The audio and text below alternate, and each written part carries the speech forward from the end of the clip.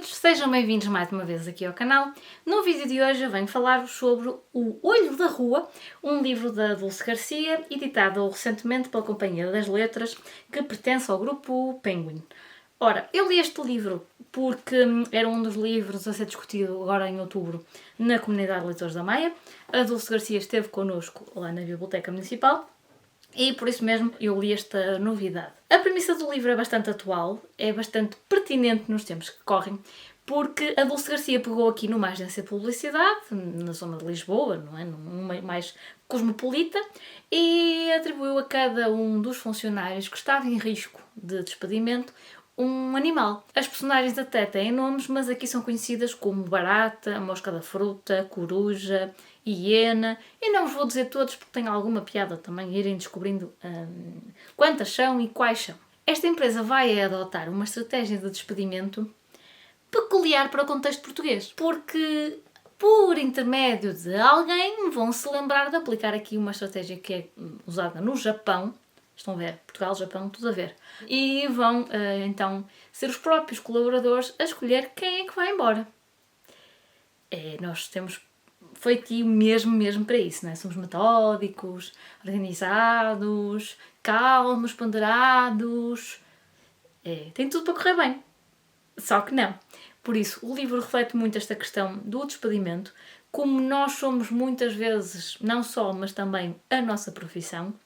Como em alguns casos vivemos para o trabalho, vivemos não só do, mas para o trabalho, e acaba por ser muito interessante ver como é que cada pessoa, cada animal vai reagir perante uma situação limite.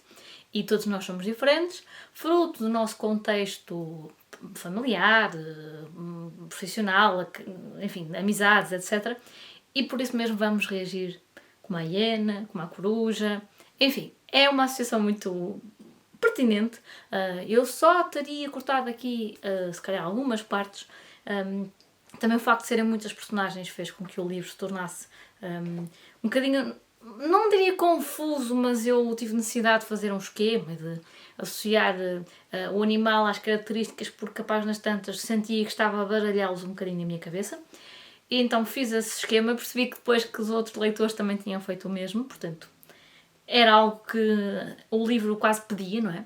E até comentei depois com a Dulce neste encontro que havia qualquer coisa aqui que, à medida que eu ia lendo o livro, não me soava, não sei, soava-me estranho, e depois fez-se luz.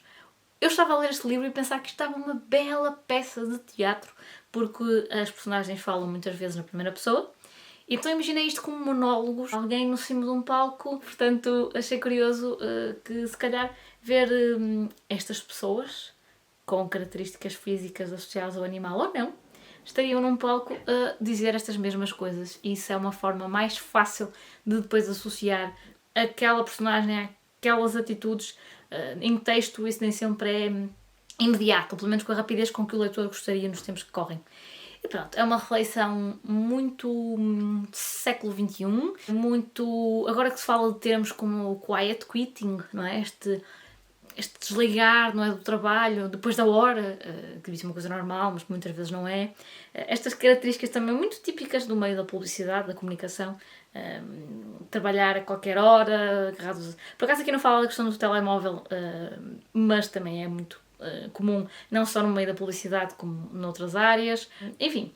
E a questão da mulher, do papel da mulher no mercado laboral.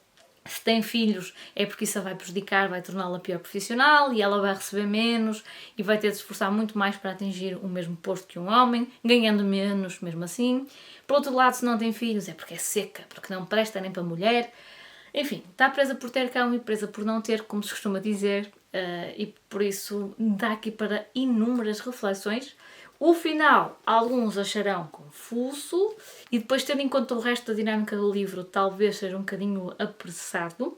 No entanto, eu acho que é um livro que deve ser lido pelas Sofias, porque não, por pessoas em início de carreira, até para que não confundam o não ser viciados no trabalho com não trabalhar em condições, porque é um problema que também acontece volta e meia nos tempos que correm, nem 8 nem 80, não acharem que o trabalho é tudo, mas também não acharem que não precisam do trabalho para nada.